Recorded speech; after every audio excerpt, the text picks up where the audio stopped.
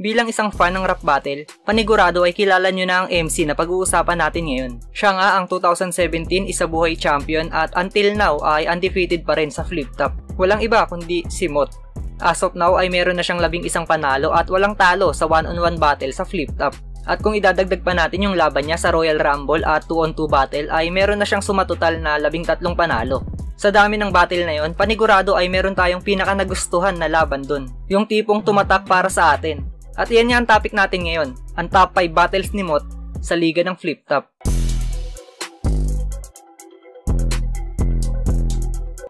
Bali ang naging basihan ko sa pagpili ng 5 battle ay yung naging performance ni Mot pati na rin yung nakalaban niya. Kumbaga parehong solid yung ipinakita. Baka lang kasi magtaka kayo kung bakit hindi na isama yung battle ni Mot kay ganito o kay ganyan, meron naman siyang tumatak na linya dun. Yung gusto ko kasing ipaliwanag o i-highlight dito ay yung kabuuhang performance ng dalawang MC. Sa madaling salita, yung naipakita nila yung A-game o yung full potential nila. Pero lilinawin ko lang lahat ng maririnig nyo ngayon ay sariling opinion ko lamang bilang isang fan na katulad nyo. At sigurado meron din kayong sariling opinion sa usapin na to. Pwede nyo yan i-comment sa ibaba at babasahin nating lahat yan. Una sa ating listahan ay nung makatapat ni Mot ang Haring Leon na si Fangs. Naganap yung laban nila noong Ahon 7 event at kahit pausbong pa lang yung pangalan ng bawat isa sa kanila nung mga panahon na to ay nagawa nilang mapabilib yung mga taga-subaybay ng liga at pati na rin yung mga kapwa nila battle MC na nakapalibot sa kanila. Ipinakita ni Mot yung husay niya sa paglalaro ng salita at pagbuo ng solidong konsepto, habang si Fangs naman ay ipinamalas ang madidiin at matatalim niyang bara. Nang ibabaw dito yung mas direktang atake ni Mot kaya siya ang nag-uwi ng panalo. Pero kung fan ka ng lyrical na sulatan, panigurado ay may enjoy mo to. Pero bago pa to mapunta sa akin, sinira na ni J. King to. Kung naparito ka nga para ayusin, sige yayariin ko. Layon King ka lang puno, layon ng agwat mo sa akin. Ikaw ngayon ang alipin ko, dahil ako'y layon din at mas magahari pa rin ang layunin ko. At yun ang talunin to. Pero di na to oras para magloko. Ito na yung pabali-baliktad kong hinain. Bitag na sa letra ko sinalin. Ngayon katay ka sa pain, kaya patay ka sa akin. Mga titikay matalas para sa akin. Sinubukan kong pagpalit-palitin, pamatay pa rin ang sumatotal. Nasa todo ng talim, todas tung animal. Pangalawa ay noong magkatapat sa entablado ang buhay na alamat na si Zaito at undefeated na si Mot. Sobrang classic ng battle na to dahil vintage Zaito yung nasaksihan natin dito. Kumukonekta yung mga one-liner jokes at solid din yung mga balagtasan burst niya. Sa kabilang banda naman ay naging maganda yung strategy na ginawa ni Mot. Sinabayan niya yung estilo ni Zaito pero binigyan pa rin niya ng highlight yung husay niya sa lyricismo. Naipakita rin niya dito yung pagiging balanse niya sa all 3 rounds. Kung may ganti ng patay, ito yung ganti ng patunay sa hindi ko kasabayan. Agwat ng edad ay halos triple, pero minsan mo na akong ginulangan. Alalahanin mong maigi kasi ito yung di mo inasahan. Ngayon kampyon na ng Cavite yung dating grade 3 mong kalaban. Plus, parehas tayong galing sa Dasma, laking kalsada at kanto. Pag sa akin ka nakachamba, mamamangha mga tao. Samantalang pag ako nagwagi, wala lang. Wala namang bago. Sa tulad mong laging tirang bitin, pag sumalang, sadyang sanay na sa talo. Sa ikatlong pahina ay noong makaharap ni Mot ang kapwa niya kampyon ng Isabuhay na si Batas. Noong may kasaang laban na to ay marami ang nagsasabi na delikado daw si Mot at baka dito na niya malasap ang kanyang unang talo. Hindi naman talaga biro makatapat ang isang Batas. Syempre back-to-back Isabuhay champion yan at sobrang veterano na. At sa naging laban nila, naging solido ang palitan nila ng technical na linya. Na-showcase ni Batas yung rhyming ability niya at naging madiin din yung mga 4-bar setup na binitaw niya. Naging pyesa naman ni Mot sa naging tapatan nila ay yung mga anggulo na napili niyang gamitin dahil sobrang naging epektibo nito. Tapos ay naikonekta pa niya ito sa creative lines. Di na kita pinagugulan ng estilo ko sa bara. Mga linyang baliktaran na mukhang di pasok sa iyong panlasa. Pero ngayong binabadibag kita, sigurado nagagana, masasakyan mo letrang baliktaran pagkasundo ng ambulansya. Pambababoy ng ina, yan ang mga ideya niyang panlaban.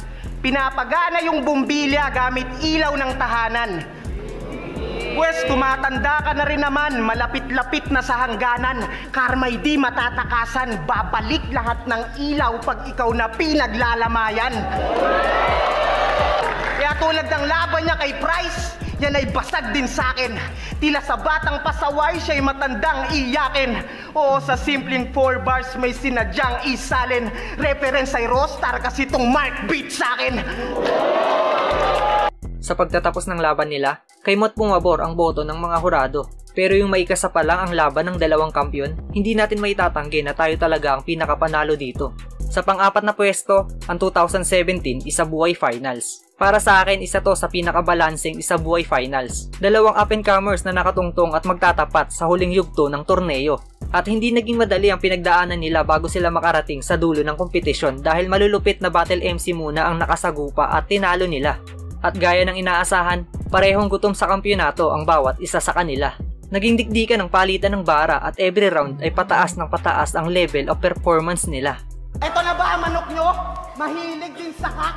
Pwes wala tong tsansa. Itlog lang yung porsyento. Habang wala akong paki sa meron o sa wala. Basta ako yung hindi nakukontento. Kaya mali kayo sa pagpili ng manok. Kung si Surang bet nyo kasi kung maladerbi nga tong duelo. Tandaan nyo na hindi pwedeng panahabong tong hen nyo. Oo, tinalo mo si Batas, pero naki-anagram ka lang din, fittingly. Nakigaya ka lang sa pinaingay kung palabas, magaling ka lang sa mimicry. Habang ako yung baguhan na mas, tumalo ng malalakas. Isa buhay killing spree, kaya ako ang tunay na Benji Paras, Rookie of the Year plus MVP. At ang huli sa ating listahan, ang tapatan ng batang motivated kontra sa Haring Araw. Kung battle MC resume ang titignan, lalabas na si Mot ang underdog sa laban na to dahil veterano at prime apex yung lalaban sa semis ng torneo habang pangalawang taon pa lamang ni Mot sa liga. Pero ipinakita ni Mot na kaya niya makipagsabayan sa mga superstar ng flip top at makagawa ng sariling pangalan sa murang edad pa lamang. Parehong A-game yung nasaksihan natin sa kanila. Baon ni Apex yung mataas na kalidad na multi at balancing jokes at bara. Habang panlaban naman ni Mot ay yung mga laro niya sa salita at mapapansin na talagang pinag-aralan niya si Apex dahil sobrang epektibo yung mga madiin niyang punto at lahat ng yun ay tumatama at swak para kay Apex. Para sa akin bukod sa Looney Tipsy D, Balakid Flick G ay isa rin to sa pinakamalakas na battle na naganap sa semifinals ng bawat tournament.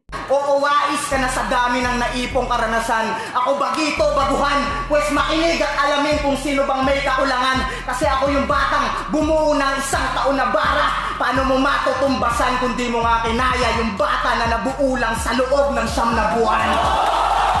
Pero sa utos ng mga utuso, mukhang nasanay ka na yata, pues mananatili ka ng alalaya, hindi ka nalalaya. Oo, sinadya kong balik, o sinadya kong laruin para ipamukha na yung pagkatao mo'y di na kayang ibahin. Dahil kahit anong laro sa salita pa ang gawin, tandaan mo ngang alila ay alila kahit pabalik tarin.